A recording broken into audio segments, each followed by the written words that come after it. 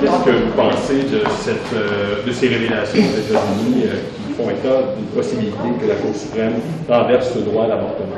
Bien, c'est sûr qu'on prend acte du fait qu'il y a un projet de jugement de la Cour suprême. J'en ai pris connaissance dans les médias, comme vous l'avez tous pris connaissance. Et ce qui se passe aux États-Unis se passe aux États-Unis. Et c'est sûr que pour ma part, je trouve ça extrêmement inquiétant. Et pourquoi je trouve ça inquiétant, c'est qu'on voit que même au Canada, on ne peut pas prendre pour acquis le droit à l'avortement.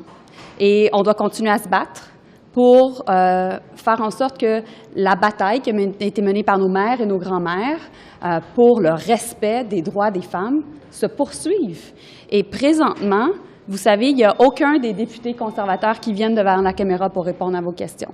Et présentement, il y a une leadership conservateur où tous les candidats essaient d'aller chercher le vote des anti-choix. Et pour moi, je trouve ça extrêmement préoccupant. I'll say it in English afterwards. I'll just take one question more in French. Vas-y. La question d'abord, est-ce que cette décision-là, si elle s'avère au Canada, pourrait avoir un impact de ce côté-ci de la frontière? Est-ce que ça pourrait changer quelque chose concrètement? La Cour suprême, la Cour suprême du Canada a pris position dans l'arrêt Morgenthaler dans les années 80. Ça fait très longtemps que la question au Canada, elle est réglée. Maintenant, ce qu'il ne faut pas faire, c'est de réouvrir le débat de différentes façons. Et à chaque fois, les conservateurs essaient de réouvrir le débat. Je vous rappellerai qu'il n'y a pas moins qu'il y a quelques mois, il y a 82 députés conservateurs qui ont voté ici, en cette Chambre, pour faire en sorte de réouvrir le débat. Alors, nous, notre position, elle est claire. Nous sommes en faveur du droit à l'avortement. Nous sommes en faveur du respect du droit des femmes. Nous pensons que c'est une condition nécessaire à faire en sorte que les femmes ici, au pays, puissent vivre dans l'épanouissement de leurs droits et, par conséquent, on va continuer à défendre non seulement le legs de l'arrêt de la Cour suprême, mais aussi le travail que plusieurs organisations et toutes les femmes au pays ont mené depuis des années. Well, in fact, your government has promised regulations on this matter. It was in your election platform. So my question to you is, when are they coming? Regulations that would ensure that everyone has access.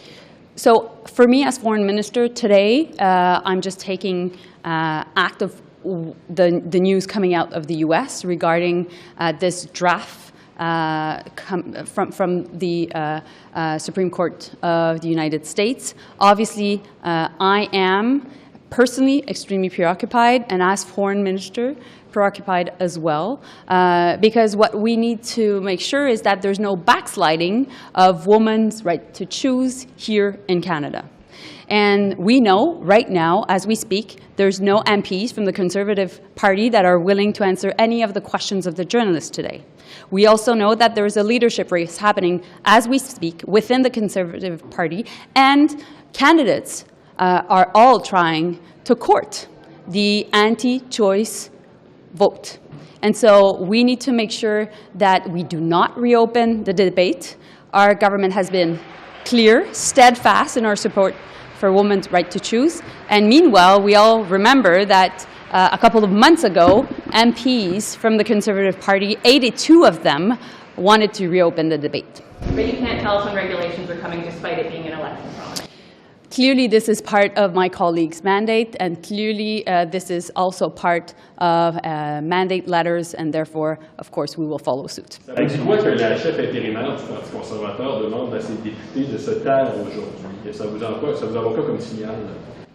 Bien, je pense que, clairement, le silence parle de lui-même. Et qui ne dit mot consent. Merci. We're just here to speak about Peguis. I know that the community is very concerned about the current flooding situation, and I did speak with Chief Hudson just a few days ago to reiterate our support through the federal government, through the Indigenous Services Canada. My understanding is that the evacuations are going well. I just actually spoke with my counterpart in Manitoba as well. They are ongoing. There is still concern, though, about the damage to the infrastructure, and as you may know, Peguis has had a mass evacuation before, and it has been very challenging to get people back home. And so we're continuing to work with the community, with the chief, and certainly with the province. And maybe I can turn to you, Minister Blair, to say a few words about emergency management. Yeah, thanks very much, Mr. Hajdu. And in anticipation of the flooding event that's now taking place in Manitoba, I reached out proactively to my counterpart, Minister Doyle Puniak. In Manitoba, we spoke last week fairly extensively about preparations that were underway, and the Government Operations Centre and my staff have been closely monitoring that situation. And I spoke again. Mr. Puniak reached out to me over the weekend. We talked about an RFA process. We talked about perhaps future applications under the Disaster Financial Assistance Arrangement.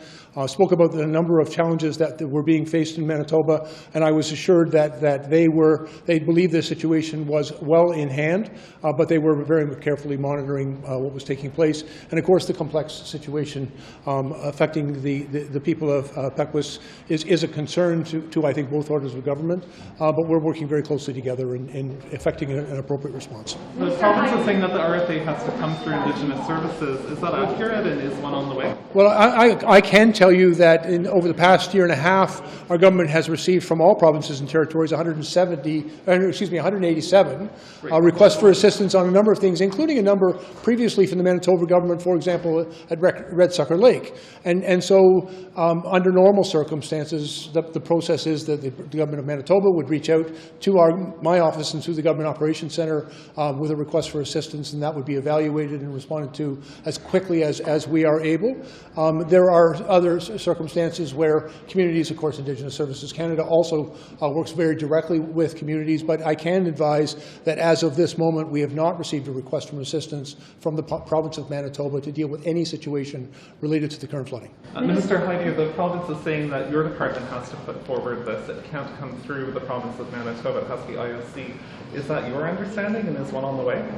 When I spoke with Minister Lejemotier just a few minutes ago, in fact, he did express his perspective that the request could come through Indigenous Services Canada. Of course, I'm focused right now on what the community needs. Indigenous Services Canada has not received an RFA specifically from Peguis, to my knowledge, as of yet. But I will say that we have deployed a number of resources in the community, including Canadian Red Cross and a number of other assets, and we'll be there for Peguis with whatever they need. I think the concern right now, as expressed to me, is around infrastructure. Many people, as I said, have been evacuated, and those evacuations are ongoing, and the province is actively involved at an emergency management table with representatives from the federal government, the community, and the provincial government. But of course, Peguis has a long history of dislocation as a result of flooding, and so there is a desire by the chief to protect the physical infrastructure to the degree possible, and our department will continue to work with the chief to make sure we can quickly deploy resources to the community in a way that's appropriate. People are refusing to evacuate. What do you say to them? They say they don't want to lose their house. Last time they trusted the government, they lost their house. There's still people living in Winnipeg years later. What do you say to the folks who don't want to leave?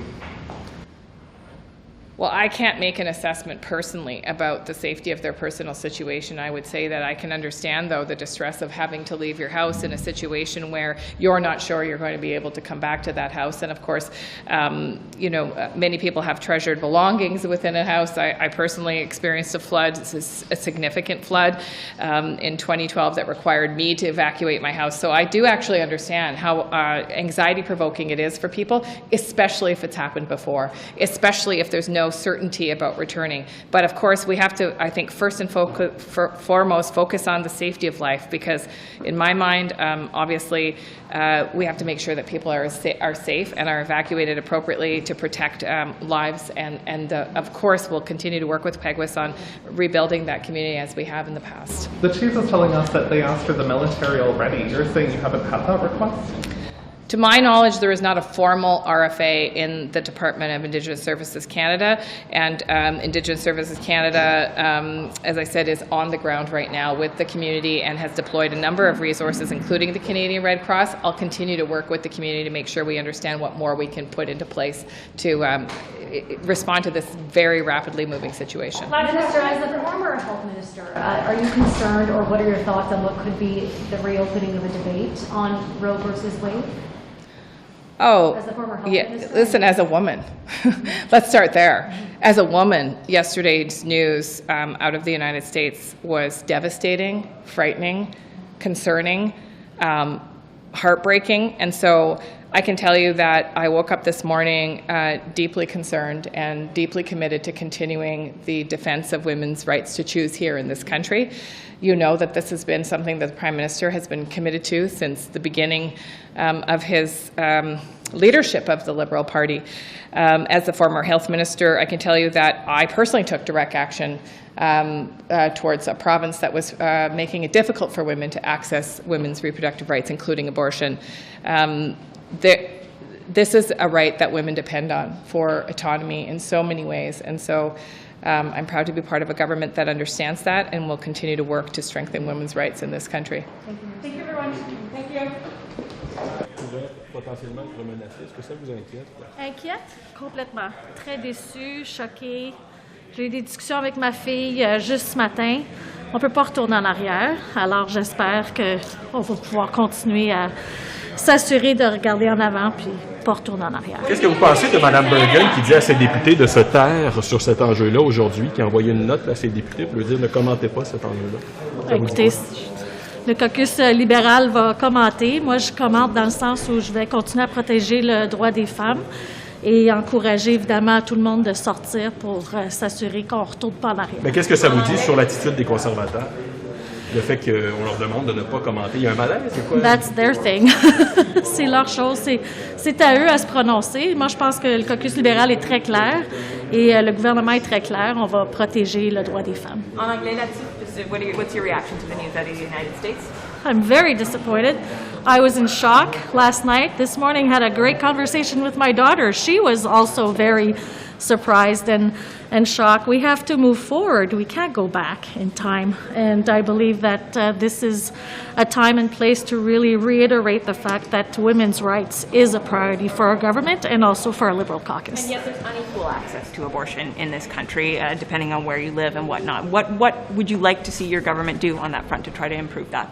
Well, again, I think improvement is needed, and I'd have to really look into it, how we can do this, but moving forward is something we have to look into, not going backwards. Thank you.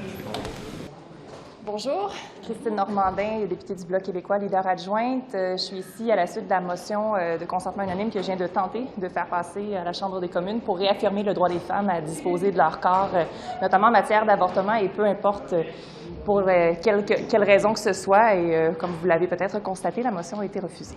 Qu'est-ce que vous avez vu? Qu'est-ce que vous avez vu?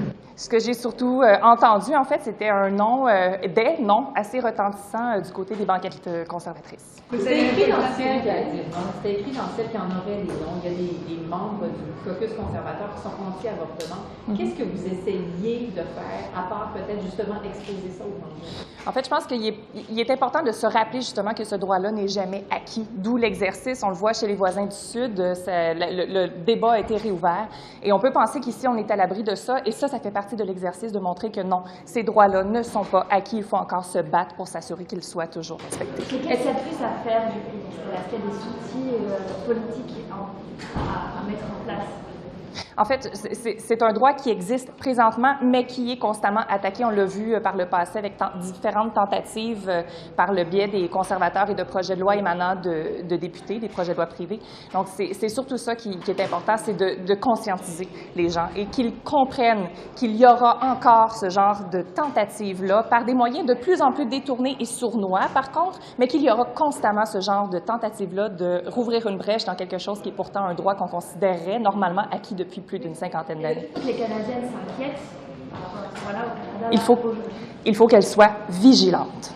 La Cour suprême avait décriminalisé le droit à l'avortement. Il n'y a jamais eu de législation pour l'encadrer. Est-ce qu'il serait temps, justement, d'avoir une législation pour mieux le protéger? C'est exactement le jeu, en fait, des conservateurs. Ce qu'ils tentent de faire, généralement, c'est de nous dire, justement, vous voyez, ce n'est pas encadré, il faudrait le faire. Et par le biais de ça, ils tentent d'ouvrir des brèches dans ce droit-là, de le limiter par le biais de législation qui n'est pas dans le contexte nécessaire. Donc, à votre avis, est-ce qu'il faudrait une loi ou il ne faut pas de loi? Il faudrait, pardon? Est-ce qu'il faudrait une loi ou il ne faut pas de loi. Notre argument il est à l'effet qu'il n'en faut pas. Présentement, la façon dont ça se produit, c'est que c'est laissé entre les mains des gens qui connaissent le mieux la situation, à savoir les femmes et les médecins qui s'occupent d'elles. Dans le contexte, ça fonctionne. Si on tente de légiférer au niveau de l'avortement, c'est à ce moment-là qu'on ouvre des brèches, on ouvre la porte et on peut s'attendre à ce qu'il y ait législation par-dessus législation et qu'on restreigne de plus en plus le droit à l'avortement. Donc, dans cet objectif-là, je maintiens qu'il ne faut pas légiférer présentement. Puis à votre avis, ce qui se passe aux États-Unis, à part exposer ce débat-là, encore une fois ici au Canada, est-ce qu'il a un impact réel au Canada? Oui, d'une certaine façon, parce que les gens se posent des questions et ça donne une visibilité aux gens qui sont en faveur d'une restriction au droit à l'avortement d'une certaine façon.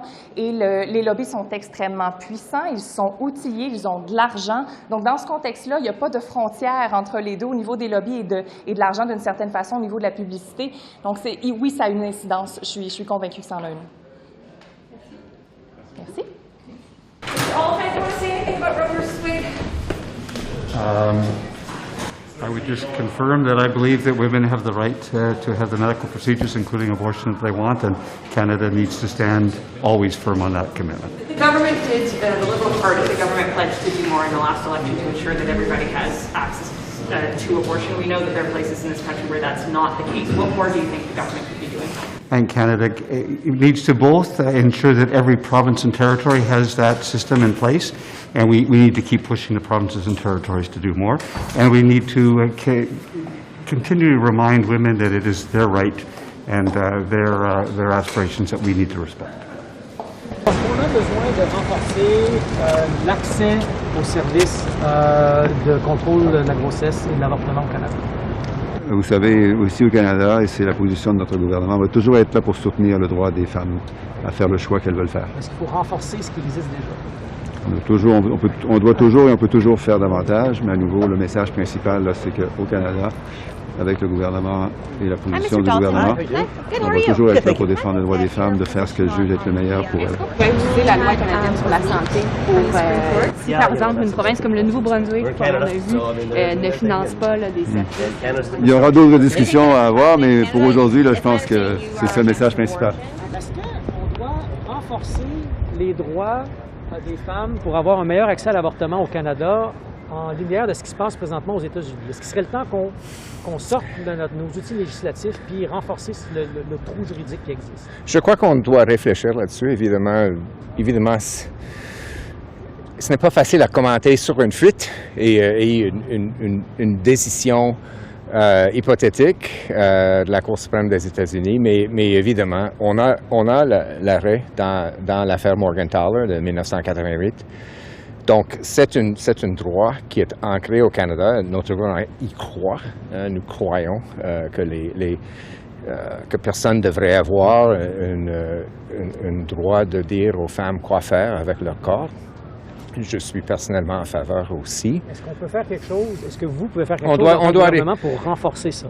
La loi est solide, la décision est solide, donc la position est solide au Canada, mais quand même, on pourrait réfléchir là-dessus. Est-ce que la Cour suprême a décriminalisé? Pardon? La Cour suprême a décriminalisé en 88, mais il n'y a rien pour encadrer le droit à l'avortement. C'est encadré dans l'article 7, selon la décision dans Morgenthaler de la Charte, mais on peut toujours réfléchir sur d'autres possibilités de le mieux encadrer, si vous voulez. Est-ce que la loi canadienne... potentially make it stronger? I mean, people are concerned that the same thing could happen in Canada, that the Supreme Court could come and overturn it. Well, that's something we'd have to look at in the sense that it is a strongly protected right under Article 7 of the Charter and the Morgenthaler decision. Obviously, our government has firmly expressed its belief in that position. I have as well as Minister of Justice and Attorney General. I'm open to looking at other possibilities to strengthen that. Est-ce que la loi canadienne sur la santé pourrait servir comme outil, par exemple, quand une province comme le Nouveau-Brunswick décide de ne pas... C'est une autre chose sur laquelle on devrait réfléchir. Merci. Merci. Ruling in the U.S. I'm just curious. It's my understanding you used to be against abortion, but you've changed your position under the new leadership. Is that correct? Since No. Mr. Trudeau took power? No. Do you want to clarify then what your position is? Well, I see it as much more of a morally ambiguous process. I have an incredible amount of sympathy for the participants involved. The debate is sort of like a debate between competing sledgehammers, and as far as I know, law didn't change today in Canada, or the absence of law. And that Canada needs to be having. There's a lot of people who believe that now with the Supreme Court potentially on path to reverse the laws, that this is a discussion that's now going to start happening in Canada more frequently. I think it's going to be happening regardless. It has continued to happen, and we have no law in this country. So, Is that a problem for you? not particularly. I've been living with this ambiguity for quite a number of years. And just to clarify, I just want to make sure I understand your comments off the top. You believe there's ambiguity around abortion, and you have sympathy for people who get abortions? I'm not sure what do you mean? Well, I don't understand people who don't understand the moral ambiguity of a woman who finds herself in that situation, of the fetus, of all of the other participants in that situation. There's a lot of moral choices that need to be made, and what disappoints me is that the debate in this country, and in fact states for that matter as well, is just like a debate between competing sledgehammers.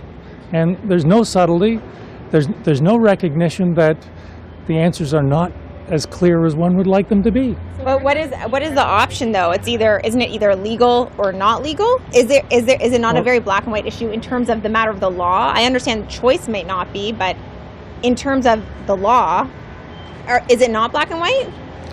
The law, there is no law in this country. So, and I don't see any impetus to create one. Do you think that this potentially brings that impetus to move it from decriminalized to fully illegal under the law? I don't see any how should we say, political will to do that. Do you think that there should be a law that clarifies it? I would be much happier with a civilized, respectful recognition that that's great, that there is a great deal of moral ambiguity and a sympathy, there should be a sympathy to all of the participants, which the political debate does not yield. Does that mean sympathy for the fetus? Yeah, has to. It has to include sympathy for the fetus? And of course. So what does that, I guess I'm a bit unclear what that means. Well, think about it. Do you believe do you believe that life begins at conception? Well, where else does it start? Okay. But you don't want your government to create a law on it? I don't see any political impetus to do that. Okay, thank you so much. Ce qui se passe du côté des États-Unis concernant l'avortement, pensez-vous que ça peut avoir des répercussions ici au Canada? Comme vous le dites, ça se passe aux États-Unis. C'est la Cour suprême qui est saisie de ce dossier-là. De ce que j'ai compris ce matin, je n'ai pas relu les événements depuis ce matin, mais je crois comprendre que c'est une fuite. Donc, on va attendre évidemment pour la suite des choses. Mais c'est un enjeu américain qui touche les Américains. Le Canada n'a rien à voir là-dedans. Pourquoi le Canada n'a rien à voir là-dedans? Ce qui se passe aux États-Unis a nécessairement un impact sur son voisin. Oui, bien, mais dans le cas présent, c'est une cause qui est amenée aux États-Unis, selon les lois américaines, avec la Cour suprême des États-Unis. Le Canada n'est pas là. Le Canada n'est pas mis en jeu là-dedans, dans cette situation-là.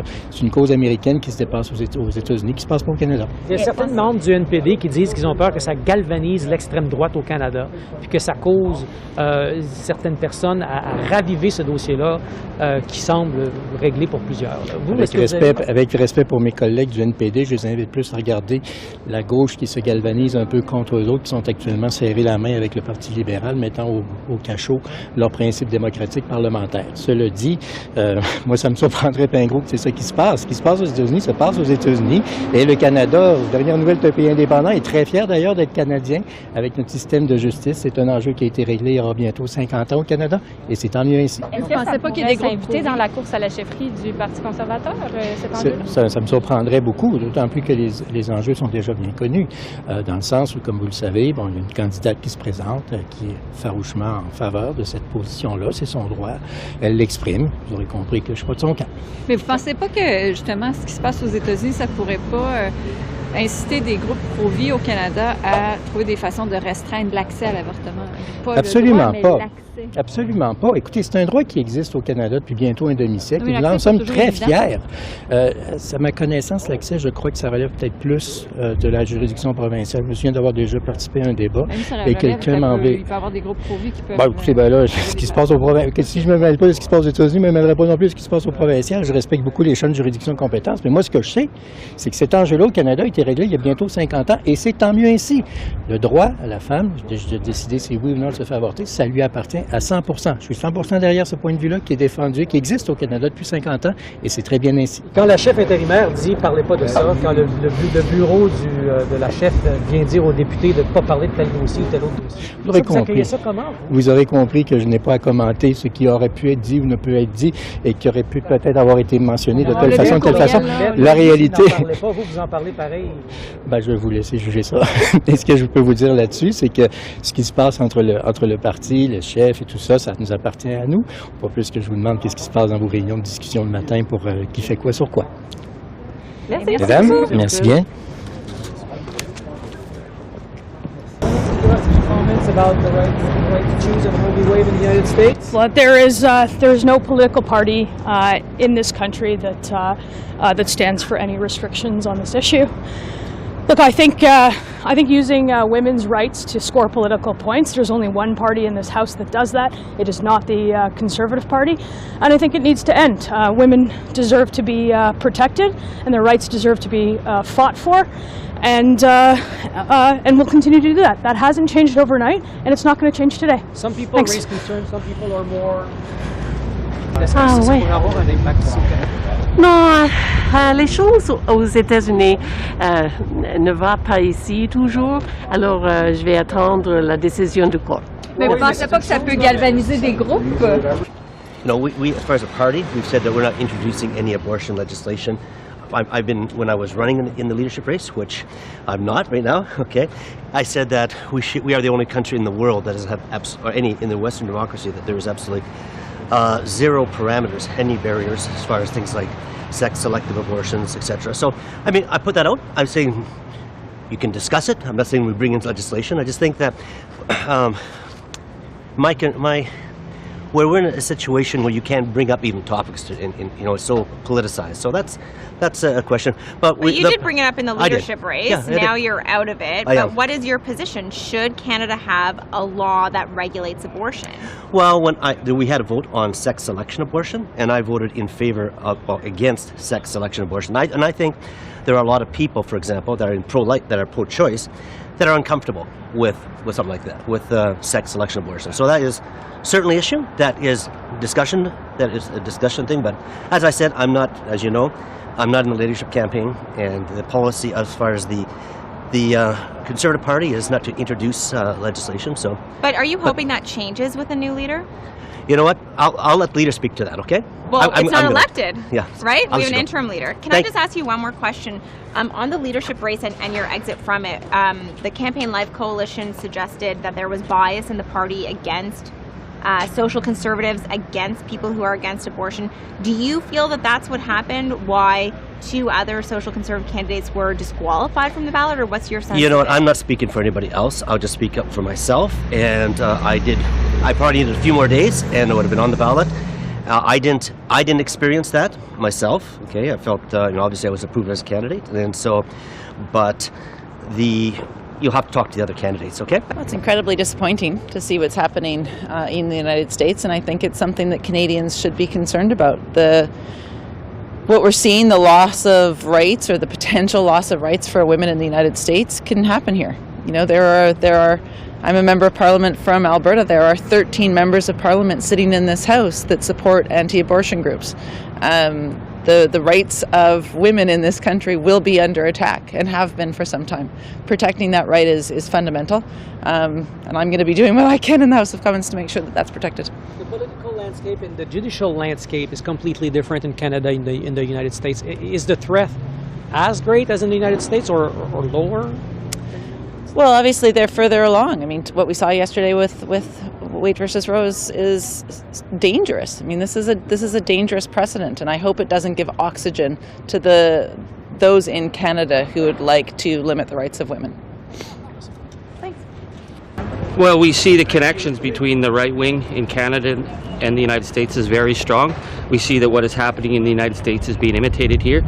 Canada must send a very clear message that we will defend the right of women to their bodies and to their choice. So how could it end up threatening the right to abortion here, do you think? We see continual acts in terms of the organization of the far right in Canada who are learning from what is being done in the United States. There was a time when I thought we were very different from the Americans, but we aren't that much anymore in terms of radicalization and right-wing activism, and you can bet that this will galvanize the right-wing movement in Canada to start attacking abortion rights. Well, c'est clair, le problème avec les complotistes, les extrêmes droits en Canada, il y a une grande connexion avec les États-Unis. L'attaque contre les droits des femmes aux États-Unis va envoyer un message pour les droits extrêmes au Canada. C'est nécessaire pour le gouvernement du Canada et pour les citoyens du Canada d'envoyer un message clair de défendre les droits des femmes. Est-ce que ça prendrait une loi? Parce que la Cour suprême a décriminalisé l'avortement, mais est-ce que ça prendrait une loi pour vraiment le... Je pense que le protéger. Oui, maintenant, peut-être c'est nécessaire pour le gouvernement de mettre en place un projet de loi pour assurer, pour garantir la protection. Pour moi, je suis inquiète par le potentiel pour les droits et pour les conservateurs d'utiliser pour exploiter cette situation-là. Merci. Merci. Est-ce que vous avez pris une décision à propos des documents du cabinet et du juge Rouleau? Allez-vous tout lui donner ce dont il a besoin ou bien vous allez juste garder les bouts cachés? On avait lancé l'enquête publique la dernière semaine. C'est le justice Rouleau qui a la compétence pour... Est-ce que vous êtes prêt à lever le secret du cabinet pour tous les documents? Quand le justice Rouleau, nous demandons pour l'accès, on va traverser cette décision. But so far it's been no, right? It's been no. It's been no every time when people ask. No, it's been no for the court case with the civil liberties groups. It's been that's no actually not in the accurate. committee. In fairness, that's not accurate. When has your government lifted cabinet confidence in regards to the Emergencies Act? Well, as I said, we've afforded Justice Rouleau with the power to compel witnesses, informations, and documents. And in fairness, we've contemplated that he would get access to classified information. So we look forward to collaborating with him. Classified so that there can be information transparent. is not cabinet confidence. Well, it's different. I think you're making that assumption. We haven't come to those decisions yet. No, I'm saying that they're not the same thing. So the one doesn't releasing classified documents does not mean that you're lifting cabinet confidence, and so far your government has not lifted cabinet confidence when it comes to questions about the Emergencies Act. Well, we haven't been asked by Justice Rouleau yet for classified information which would also potentially overlap with cabinet confidence. But when we when we do, we look forward to collaborating with them so that we can be transparent. We want to be very upfront and shine a light on the events and circumstances that led to the Emergencies Act being invoked. Est-ce que votre bureau a eu des échanges avec M. Rouleau depuis que l'enquête est lancée? Est-ce que Mais il a juste commencé son important travail sur le terrain et quand nous demandons pour l'accès à l'information, peut-être aussi d'informations qui est protégée par les privilèges de cabinet. Pas encore, mais il a juste commencé le travail. Merci beaucoup. Okay. Why is there such a big delay at Pearson Airport, and is there more that you can do to ensure that CAPSA has the employees so that people aren't waiting 4 or 5 hours in line? Yeah, look, first of all, I'm concerned about these the numbers and the delays that we're seeing. This is an extension of what we're seeing across the economy. In all sectors of our economy, we're seeing, as we are recovering from COVID, that there's an imbalance and then there's a supply chains issue and there's delay in so many things, and we're seeing it as well in the travel industry. This is about people, it's not about because of the pent-up. I'm saying that the imbalance in demand, we're seeing it in all sectors of the economy, including demand for travel. And certainly CATSA and airports and airlines need to react and respond as quickly as possible. I've been working with CATSA. I've made it clear to CATSA that we need to respond as urgently as possible and as quickly as possible to accommodate this new surge of demand for travel, and we're working with CATSA on making sure that we provide the services that are needed. What happened to all the employees who were there? How many people did CATSA lay off? Was that the problem? When travel dropped, CATSA started firing people? Is there more that the government then could have done to ensure that those employees stayed on so we wouldn't be in this situation? So CATSA is an independent Crown corporation that makes their own decisions about operations, about staffing. However, at Transport Canada, we're conveying our sense of urgency to CATSA, and we're offering cooperation and support to work with them on making sure that we respond quickly to this surge of travel need. Wasn't this entirely predictable, though? Like, shouldn't we've been talking about the return of air travel for months now? Why weren't they ready? Oh, look, we flagged this weeks ago. You're right; it's predictable. I think the surge is happening at a faster rate than anyone is able to respond. We're seeing this, as I said, in all sectors of the economy, including Passport Canada, including another. But it's still well below normal. It's still well below pre-pandemic levels. It's this change between what it was and what it is now that's happening at an incredible rate. Having said that, we have to respond as quickly as possible. This is, like you said, this is important. It's about people, making sure that we facilitate the ability for them to travel, and we're doing everything we can to respond to it as quickly as we can. So when will it be resolved? For Ukrainians, when is it going to happen? We're working with the airlines right now and IRCC to ensure that we have all the logistics in place. So we want to see it happen as quickly as possible. Is it for sure going to happen? The charter flights? That's what we're working on. Yes, we're working on that. How soon? Okay. Like this week? Next week? I'll let Minister Fraser answer that. And what about CATSA? When will that be resolved? We're working on it immediately. I don't know how long it's going to take for all of the resources needed, but immediately, we're taking action immediately. I met with airports today. We're meeting with airlines. We've been talking to CATSA over the last few weeks, so action is being taken right away. Thank you. Thank you. So, Minister Wilkinson, do you believe that the federal government has a role to play in Canada's electricity system? Yeah, absolutely. Certainly the generation is provincial jurisdiction, but the federal government has a whole range of roles to play, I would say. One is engaging the conversation about the needs that we're going to have going forward in terms of generation. That's not just about phasing out coal and eventually natural gas in places that use them, as consistent with where we need to go from a climate perspective. But it's also about thinking about the doubling or more of electricity generation we're going to need to do by 2050. So convening those conversations through mechanisms like the Grid Council that was announced in the budget, through mechanisms like the regional energy and resource tables that I will be announcing in a few weeks, and then looking at how we can help provinces grow the amount of generation capacity through programs like the Smart Renewables program that we actually have in place, as well as thinking about how we can better connect, especially regions where there is an abundance of electricity generation in some provinces, and there is a dearth of clean electricity in others. So the work we're doing on the Atlantic Loop, which is a big priority for me, is to get that done, where you're essentially bringing power from Newfoundland and Quebec into New Brunswick and Nova Scotia to help them phase out coal, but also the Prairie Connector between Saskatchewan and Manitoba. So there is a big role for the federal government to play, respecting provincial jurisdiction, but looking to actually help us to build the electricity system we're going to need for the future. So how much of a role do you play? Like, is it just going to be convening? It sounds like from this report that you need to take a driver's seat if we're going to meet the demand that we're going to see.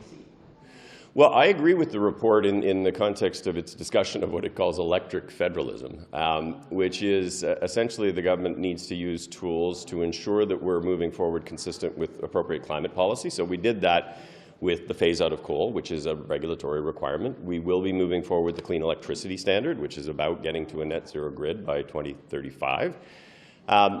It talks about making investments and creating incentives for provinces to actually build out the kind of electricity generation system that is needed. But it also talks about convening these conversations, but also convening conversations around what's the regulatory model that we're going to need going forward, which is probably different from the way in which we actually have conceptualized that. So the federal government is going to be all in terms of the engagement with provinces and territories as we move forward. But let's remember that is an area of provincial jurisdiction. It's something that we need to engage in a cooperative way, and we intend to do that. My last question, do you think the provinces and territories are all in as much as you are? Well, certainly. I mean, look, different provinces and territories have different attributes. I mean, provinces like Quebec and Newfoundland, which have an abundance of hydropower, obviously have an interest in being able to sell their electricity to other provinces or to the Americans.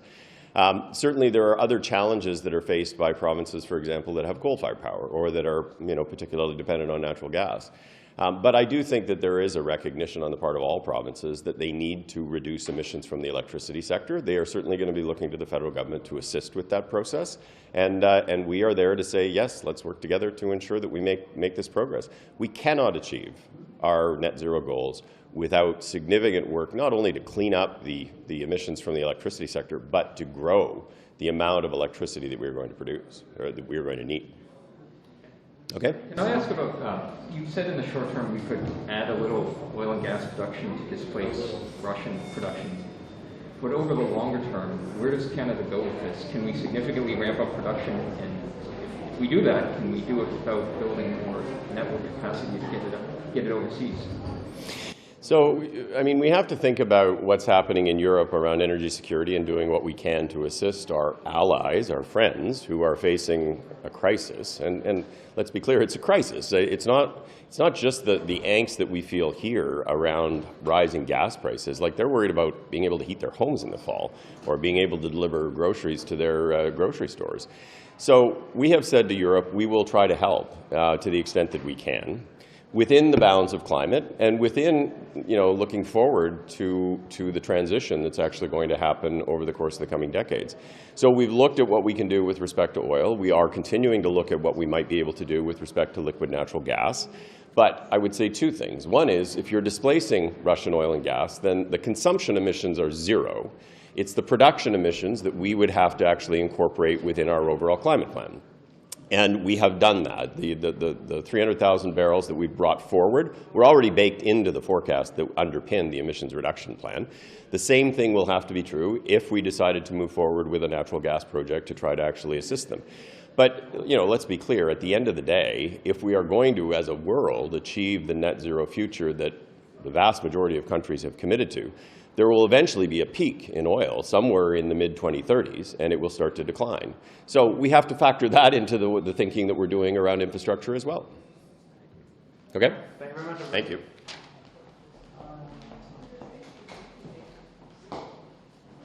Hello. I certainly wouldn't want to be contradicting the minister's comments, but I think we do need a reality check on where we stand with just transition and where this government is not delivering. You may know, or I pushed for the study of a just transition at the Natural Resources Committee, and it's becoming clear the Liberals do not have a plan to achieve this.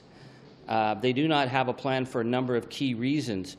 One is that baked into Minister Guilbeault's plan, the Canadian energy regulators is expecting an additional 1.8 million barrels a day to be produced in the coming years. And if you look at the plan to 2050, they plan that there will be 4.8 million barrels a day being produced out of the Canadian oil patch in 2050, which is what it was in 2019. So they're not actually planning to decrease oil and gas production at all. This is in the Canadian energy regulators' plan. So how do we actually move away from a carbon economy when this government is investing billions in subsidizing big oil? The other factor that's very concerning is that a transition means you have to move from something to something. And we have a huge opportunity right now in Canada to transition economy to a clean energy economy. This is not about people losing their jobs and a dead-end economy. This is about making the investments necessary to create the new economy. The Calgary Economic Development team and Global Edmonton factor that there could be hundreds of thousands of jobs in Alberta alone if the government's put the investment into clean tech, and they are not doing that. What they are doing is continuing to support big oil and gas. They are not putting the efforts in. We just had Gil McGowan of the Alberta Federation of Labour talk about how the transition isn't theoretical. It is happening. Jobs are shifting out of the oil patch because as big oil makes record profits right now, and they are making money hand over fist, they are not reinvesting it in jobs. They're investing it in automation. So we are subsidizing big oil as jobs continue to disappear in the oil patch, and they are not putting that money into a clean tech economy. If there is no plan for a serious investment in a clean tech economy, Canada is not going to meet any of its targets, and this just transition will just be more hot air. C'est tout?